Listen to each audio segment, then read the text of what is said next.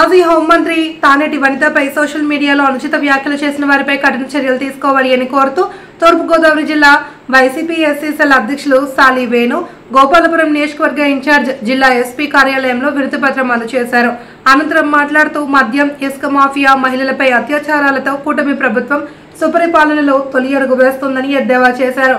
కూటమి ప్రభుత్వం ఏర్పడిన తర్వాత దళితులపైన, మహిళలపైన అత్యాచారాలు, దాడులు ఎక్కువయ్యాయని పేర్కొన్నారు. కాకుండా అర్థవంతంగా, మర్యాదపూర్వకంగా, హుందాగా ఏ విధంగానే చేసుకునే ఇబ్బంది లేదు.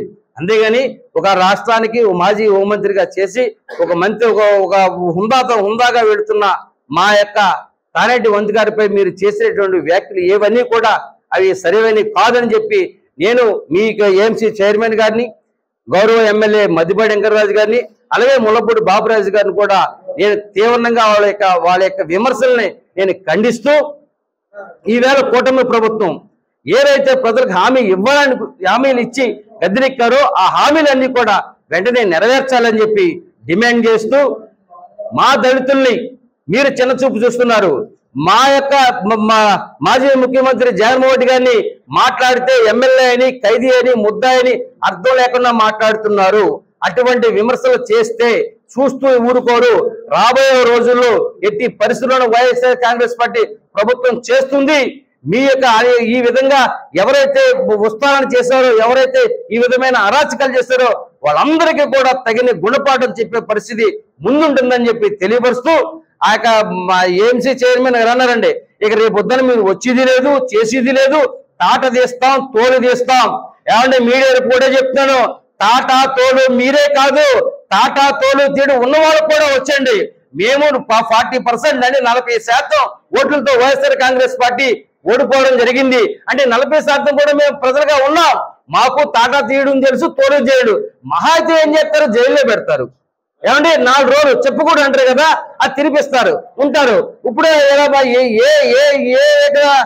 అక్రమం చేశారు, ఏ స్కామ్ చేశారు, ఆ చేసిన నిరూపణ లేకుండానే ఈవేళ పాపం మన మిథున్ రెడ్డి గారిని జైల్లో పెట్టి ఇబ్బంది చేస్తున్నారు. కేవలం మీ వ్యక్తిగత కుట్ర. మీరు సోషల్ మీడియాలో మా వైఎస్ఆర్ కాంగ్రెస్ పార్టీ వాళ్ళని పిల్ల సైకోలు అంటున్నారు. నిజంగా ఈ రాష్ట్రానికి సైకోలు ఎవరు అంటే నారా చంద్రబాబు నాయుడు గారు, మన లోకేష్ బాబు గారు, పవన్ కళ్యాణ్ గారు మాత్రమే సైకోలు అని చెప్పి నేను ఇక మీడియా ప్రకారం చెప్తున్నాను. ఎందుకంటే వాళ్ళ సైకో విధానంలో వాళ్ళ ఆనందం ఏంటంటే అక్కడ ఏదైనా పరిస్థితి, ఏదైనా స్కామ్ లో ఒక ఆధారాలు ఉంటే అరెస్ట్ చేస్తే తప్పులేదు. అవి ఏమి ఎక్కలేదండి. వాళ్ళని అరెస్ట్ చేయాలి, సెంటర్ జైలు పంపించాలి, స్నేహాలు ఎక్కువ పెట్టాలి, అదంతే. అది వాళ్ళ ఆనందం. ఈ ఆనందాన్ని ఏమంటారండి, ఈ ఆనందం పొందే వాళ్ళు ఏమంటారండి, సైకోలు అని అంటారు. అందువల్ల ఇటువంటి పరిస్థితి అదే ఈ పరిస్థితి లేకుండా నాయకుడిగా ఉన్న వాళ్ళకి కనీస ధర్మం, ఆపదలో ఉన్న వాడిని పలకరించడం వెళ్ళడం అది మానవత్వం. అంటే ఆ విషం తాగిన పురుగు మందు సేవించిన వ్యక్తిని పలకరించడానికి వెళితే ఆ యొక్క వ్యక్తిని పలకరించడానికి వెళ్ళి అతను అపస్మార స్థితిలోకి వెళ్ళి ఒక 7 రోజులు ట్రీట్మెంట్ తీసుకుని అతను చనిపోతే అక్కడికి వెళితే గెద్దల్లాగా వెళ్ళిపోయారు. అంటే వైసీపీ వాళ్ళు గెద్దల్లాగా వెళ్ళారా? నేను చెప్తున్నానండి, మద్దిపాటి వెంకటరాజు గారు, ఒకటే గోపాలపురం నియోజకవర్గంలో దేవరపల్లి ఎంఆర్ఓ ఆఫీసులో సర్వే నెంబర్లో అవకతవకలు ఉన్నాయని చెప్పి ఒక సర్వేతో వాగ్వేదం పడుతూ గుండి ఆగి చనిపోయాడు. ఇది వాస్తవం కాదా? అతను దళితుడు కాదా? అతను మీ పార్టీకి సంబంధించిన, టీడీపీకి సంబంధించిన హార్డ్ కోర్ వర్కర్. అతని పేరు చెప్తానండి, దియ్యాల వెంకటరావు. అప్పుడు మేమైనా గద్దల్లో వాలిపోయామా? దాన్ని ఇష్యూ చేశామా?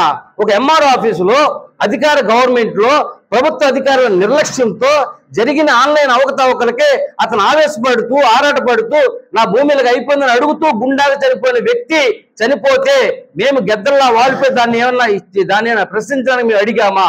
జరిగింది, అది అన్ఫార్చునేట్లీ జరుగుతాయి కొన్ని అని మేము చూసి అది జరిగే పరిణామాలుగా వదిలేసాం. అదేవిధంగా గోపాలపురం నియోజకవర్గం నోట్ చేసుకోండి, వేలచంద్ర గ్రామం నిండు గర్భిణి. ఇదే ప్రభుత్వ అధికారులు డాక్టర్ నిర్లక్ష్యంతో 4 సార్లు ఆవిడకి మత్తు మందు ఇవ్వడం జరిగింది. దాని ద్వారా ఆవిడ నిండు గర్భిణి చనిపోయింది. ఈ విషయం పత్రికాముఖంగా మీడియా వాళ్ళు కూడా ప్రచురణ చేశారు. అది జరిగిన తర్వాత కుటుంబ సభ్యుల ఆవేదనను బట్టి, ఆక్రమణను బట్టి, ఆ కుటుంబానికి వచ్చే ఆర్థిక భరోసాను బట్టి కొంతమంది మేము ఏం చేస్తామంటే జరిగేదాన్ని చూస్తూ కూర్చుంటాం. ఆ పరిణామాలను ఒక పరిణామంగా ఇటువంటి పరిస్థితి ఒకటి ప్రభుత్వానికి సంబంధించిన ప్రభుత్వ డాక్టర్లు సాక్షాత్తు గవర్నమెంట్ హాస్పిటల్లో ఆ ఇచ్చిన మత్తు మందులు వికటించి ఒక నిండు గర్భిణి చనిపోయింది. అది మీకు తెలుసు, మీరు పరామర్శించారు, మీరు అర్థంగా భరోసా ఇచ్చారు. కానీ అప్పుడు మేము గద్దల్లో వాడిపోయామా? మేము వెళ్ళాము, ఆడ కుటుంబాన్ని పరామర్శించాము, వాదార్చాము, వచ్చాము. అప్పుడు కూడా ఇదే మన రాష్ట్ర మాజీ హోంశాఖ మంత్రివర్యులు తానేటి వంతు గారి కుటుంబానికి వచ్చి అప్పుని చేర్చుకుని మీకు ఎప్పుడు ఏ అవసరం వచ్చినా కానీ నన్ను కలవండి అమ్మా, మీ అవసరం నేను ఉంటానని చెప్పి చెప్పడం జరిగింది. అప్పుడు మంత్రి గారి గద్దలా వాడింది అన్న సంగతి మీకు తెలియదా? అదే గద్దలా వాడిపోతే కనుక దాన్ని ఇష్యూ చేస్తే ఈ ప్రభుత్వ నిర్లక్ష్యం ఎంతవరకు కొట్టొచ్చినట్టుగా కనిపించిందని చెప్పి మీకు మళ్ళీ చెప్తున్నాను. ఏ విధంగా గద్దలా వాలేమండి? గద్దలా వాలాలంటే మట్టి మాఫియా జరుగుతుంది, అది ప్రజలకు తెలియదా? ఆ మట్టి మాఫియా దగ్గరకు వచ్చి మీ గద్దలా వాళ్ళు మేమే ఇబ్బంది చేయలేదే, సందుకి బెడ్ షాప్ ఉండి అక్కడ మేము వాళ్ళపై ఇబ్బంది చేయట్లేదే, గ్రామంలో ట్రిప్పులు వందలాదిగా తోలుకుంటున్నారు, అక్కడ వచ్చి మేమే గద్దలా వాళ్ళు ఇబ్బంది చేయలేదే. మీరు చేసే ఏ విధమైన అక్రమాలకైనా అన్యాయాలకైనా ఒకవేళ దాంట్లో మంచి పనులు చేసినా ఏ విధంగా మేము వచ్చి ఇబ్బంది చేయలేదే. దానికి మీరు సోషల్ మీడియాలో ఈవేళ సాక్షాత్తు ఎస్పీ గారు కూడా రిప్రజెంటేషన్ ఇచ్చాం. అంటే ఒక రాష్ట్రానికి దళిత మాజీ హోంమంత్రిగా పనిచేసినటువంటి వాళ్ళని మినిమం గౌరవించుకోవాల్సిన పరిస్థితి మనకు ఉంది. ఆ పరిస్థితుల్లో భాగంగానే ఈవేళ అసభ్యకరమైన పోస్టులు పెట్టిస్తూ అసభ్యకరమైన కామెంట్లు పెడుతూ ఆవిడ నిందించిన దానికి ఈవేళ ఇది ఎంతవరకు సమంజసం? ఒకవేళ టీడీపీ మీద వైఎస్ఆర్ పెట్టినా తప్పే, వైఎస్ఆర్ మీద టీడీపీ వాళ్ళు పెట్టిన అటువంటి అసభ్యకరమైన మాటలతో పెట్టింది, దాన్ని ఖండించవలసిన అవసరం ఉంది. దాని మీదే ఎస్పీ గారికి రికమెండేషన్ ఇవ్వడం జరిగింది. దీన్ని ఉద్దేశించి మన ముళ్ళపూడి బాబురాజు గారండి, మీకు గుర్తే ఉంటుంది, మన నల్లజర్ల వాస్తవ్యులు, అతని పేరు ముళ్ళపూడి బాబురాజు గారు, పశ్చిమ గోదావరి జిల్లా మాజీ జడ్పీ చైర్మన్. మరి అది ఆయన అంటాడండి, అది తొలి అడుగు సుపరిపాలన అంటే అర్థం మీరు చెప్పారు, కానీ ఈ సుపరిపాలనలో తొలి అడుగు వేసిన సందర్భం ఆయన మాట్లాడతాడు కదా. ఏమండి, 2 సార్లు బాబాజీ గారికి అవకాశం ఇచ్చాము, మొట్టమొదటిగా మీకు అవకాశం ఇచ్చాము, గెలిపించాము, కానీ ఇప్పుడు వేరే పార్టీకి గెలిపంటాడు. ఏమండి, ముళ్ళపూడి బాబురాజు గారు అంటే ఆయన సామాజిక వర్గం ఏదో అందరికీ తెలుసు. కేవలం మీ సామాజిక వర్గం యొక్క ఒత్తిళ్లు తట్టుకోలేక మీ టీడీపీ యొక్క ఒక దళితులు ఎక్కడ నియోజకవర్గంలో గెలిచినా అక్కడ ఆధిపత్యం అగ్ర కులస్తులకు ఉండాల్సింది ఒక విధమైన మ్యాండేటరీ, అది అయిపోయింది. ఆ విధంగా చేసేసుకున్నారు. ఎందుకంటే ఎక్కడ దళితులు మాట్లాడడం లేదు.